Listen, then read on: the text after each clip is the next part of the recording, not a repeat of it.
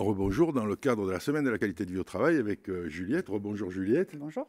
On a vu dans une interview précédente comment on convainc la direction de traiter un accord de qualité de vie au travail. Maintenant, il y a une autre tâche qui n'est pas simple, c'est celle de convaincre les IRP. Parce que quelquefois, les IRP confondent un peu tout et se disent un accord de qualité de vie au travail proposé par la direction, c'est quelque chose qu'on va nous demander en contrepartie et qui peut être jamais bon. Et les IRP préfèrent l'amélioration des conditions de travail. Donc n'oubliez pas que les vocables sont importants en fonction de qui on s'adresse. Donc pour améliorer les conditions de travail, comment on convainc les IRP? Alors, déjà, j'espère que les instances représentatives du personnel vont se former déjà à la qualité de vie au travail pour savoir un peu de quoi ça parle, hein, de quelle est cette démarche qui vient de l'ANACT. Je pense qu'il y a plusieurs arguments pour les instances représentatives du personnel. Il y a déjà cette fameux accord commun. Enfin, on va pouvoir tous se mettre autour de la table, entre ceux qui sont spécialisés sur le handicap, ceux qui sont spécialisés sur les régimes de prévoyance, en tout cas dans ce nouveau CSE. On va pouvoir tous se mettre autour de la table et négocier un accord unique. Si à ça on ajoute le référent Covid, le référent harcèlement, le Chief Happiness Officer, je veux dire, on a vraiment tous les outils, on en a même plus qu'il n'en faut pour arriver à un accord de qualité de vie au travail qui tienne la route. Exactement. Et donc, je pense que ça, c'est un des premiers points. Est-ce que là, je vais rentrer plus dans le technique. Souvent, des fois, on ne comprend pas ce qui se passe dans la structure, sur des conduites de changement, mais ça avance pas comme on veut. Et pourquoi on n'est pas innovant et pourquoi là, on n'a pas de nouvelles idées.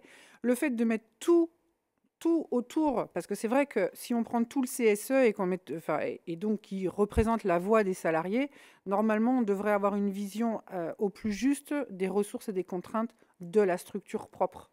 Ce qu'on appelle en termes à la mode une vision 360. Ouais, exactement. En tout cas, une vision systémique, et je pense que ça, c'est une vraie opportunité. Et ce que je disais, comme effectivement aujourd'hui, avec les contextes de mutation, on n'a plus le choix en fait d'innover, en tout cas de moderniser son organisation du travail, hein, puisque je rappelle encore, ça fait 40 ans qu'on est soumis à des modèles organisationnels pyramidaux, qu'on n'a pas jamais retouchés. Et pareil, j'ai envie de dire pareil pour le dialogue social. Pourquoi l'accord qualité de vie au travail, en plus il y avait une sacrée opportunité avec le CSE, pourquoi pas redéfinir des choses adaptées à son contexte? Parce que le CSE, selon certains employeurs, est un empêcheur de licencier en rond. Ça, c'est la première chose. Et la deuxième chose aussi, c'est que le CSE, plus les ANI qui se sont succédés, on va parler plus tard de l'ANI sur la protection sociale complémentaire, a fait qu'en le rendant obligatoire, les CSE se sont défaussés sur le DRH pour toute une partie de la gestion. On entend même aujourd'hui que le CSE se défausse de la gestion de la machine à café. S'il y a bien un lieu qui est le lieu d'échange dans l'entreprise, c'est la machine à café. On ne se défausse pas de ce genre d'action quand on est élu de CSE sur la direction.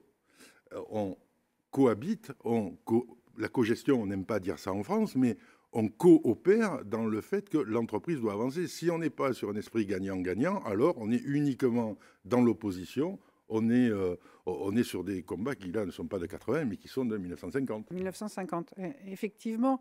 Vous êtes très moderne, Jacques, sur le dialogue social, et c'est exactement vers quoi, et je pense qu'il faut tendre, il faut coopérer. Mais attention, je pense que à l'origine, culturellement, les instances représentatives du personnel, avec ce mot consulter, effectivement, a un peu peut-être mis un cadre restreint, et ça perdure encore. Je pense même dans les formations initiales, il faudrait revoir peut-être aussi cette posture des instances représentatives. Surtout qu'on du ne personnel. confond pas coopérer et collaborer. On ne collabore pas, on coopère. C'est-à-dire qu'on agit avec les représentants du personnel dans l'intérêt des salariés, la direction dans l'intérêt de l'entreprise. Et il n'y a pas que des intérêts divergents. Le but des réunions sur la qualité de vie au travail, c'est de revenir et de chercher les intérêts convergents. Celui qui est d'avoir des salariés qui sont en bonne santé, qui sont productifs, qui n'arrivent pas au boulot le matin en faisant la gueule, et qui amène à l'entreprise une productivité, une image d'entreprise, parce qu'aujourd'hui, ce qui est très important, et on le voit par les affichages sur l'égalité professionnelle, ou sur leur site internet, on est obligé d'avoir maintenant sa note, etc., l'image d'entreprise est quelque chose de très important vis-à-vis de l'actionnaire, très important vis-à-vis du marché, mais très important vis-à-vis des sujets à recruter. Tout ça, c'est à prendre en compte. Et autour de la table, le plus on est productif. Exactement. Enfin, je pense que pour les instances représentatives du personnel, la démarche qualité de vie au travail et égalité professionnelle, c'est une vraie opportunité de redéfinir une coopération. J'accompagne beaucoup de structures où on me demande justement, non, non, on va le faire hors du cadre du dialogue social. Donc en fait, quelque part, quand j'arrive, je suis assez étonnée parce que je leur dis, bah non, c'est paritaire, il faut absolument qu'il y ait les instances représentatives du personnel, c'est l'expression ah non, non, parce que justement, il y a cette relation très limitante avec le dialogue social. Et du coup, les directions se disent, bah non, bah, on va le créer à côté. Donc ça, c'est pas forcément la bonne voie. Je pense que justement, les instances représentatives du personnel doivent être hyper moteurs sur le sujet. Je rappelle, la démarche qualité de vie au travail et égalité professionnelle, c'est issu de l'ANACT, c'est le temple des conditions de travail. Il faut qu'il soit on est pile poil dans le sujet. Et ça va... Les conditions de travail, je trouve que l'aspect itératif de la qualité de vie au travail, l'aspect récurrent, c'est que justement, on est au plus proche des conditions de travail. On est au plus proche de la réalité de ceux qui représentent. Donc, alors, il faut s'en saisir. Là aussi, aujourd'hui, on a tout un tas de mots à la mode qui, certains sont vides de sens, d'autres ne le sont pas. Donc, on parle là de dialogue social. Donc, dialogue social, dans dialogue, il y a bien échange, mais il y a aussi partenaires sociaux. Et ne pas agir dans le cadre du dialogue social, c'est de considérer l'autre comme un adversaire social. Et on ne peut pas avancer si on est simplement adversaire. On est partenaire avec nos spécificités. Et si on veut gagner, il faut que l'équipe soit soudée. Et elle n'est pas soudée si la direction part du principe qu'on va faire un accord en dehors du dialogue social, et si les représentants du personnel n'agissent pas réellement au plus près des salariés pour remonter. Alors après, il peut y avoir des conflits en réunion. On n'est pas là pour être d'accord, les représentants du personnel et les représentants de l'entreprise. On n'est pas là pour être d'accord sur tout.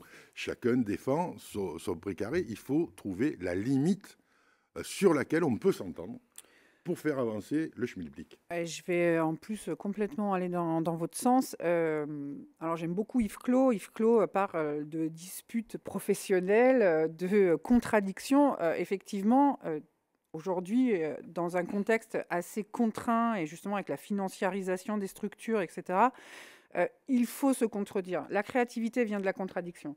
On a toujours vu émerger les bonnes idées, le bon compromis. Issu de, alors dispute, voilà, c'est pas, attention, il ne faut pas confondre effectivement contradiction, dispute professionnelle et conflit, donc qui se traitent différemment, mais moi je suis pour, et justement les espaces de discussion sur le travail, ou les nouveaux espaces que pourrait créer la démarche QVT, qu'on définirait dans l'accord de méthode, sont des espaces de contradiction, tant mieux. Et alors, on va rappeler le côté indispensable du travail en équipe entre le CSE, qui a son rôle consultatif, on vient en parler, et les représentations syndicales qui, elles, ont un pouvoir de négociation. On se dispute pendant les NAO. Oui, c'est normal. On demande une augmentation de salaire, on demande tout un tas d'augmentations. Oui, on se dispute en NAO, c'est normal. On veut le partage des richesses de ce que l'entreprise a produit. Mais en CSE, ce côté consultatif oblige à écouter l'autre, mais surtout à lui amener son avis, puisque l'avis du CSE, qui n'est que consultatif, sert quand même à attirer l'attention des salariés sur ce qui a pu se passer dans les négociations et qui, quelquefois, n'est pas très transparent, voire même très opaque. Et les NAO ont complètement intégré, justement, l'égalité professionnelle et la qualité de vie au travail. Aujourd'hui, c'est dedans, donc voilà. Et là, on se dispute. Parce que c'est normal de se disputer dans le cadre des négociations annuelles obligatoires, parce que chacun a son bout de gras à défendre. Et surtout, là, que ça ne change pas. En revanche, avec le CSE, on a un organe de consultation, de dialogue, et là, il faut l'utiliser à fond. Et on peut avoir les deux casquettes, se disputer en négociation annuelle obligatoire, et puis essayer d'échanger dans le cadre du CSE, et continuer à échanger en dehors des deux instances. Je pense que s'il n'y a pas de dialogue, c'est l'échec. Complètement. Merci Juliette. Merci.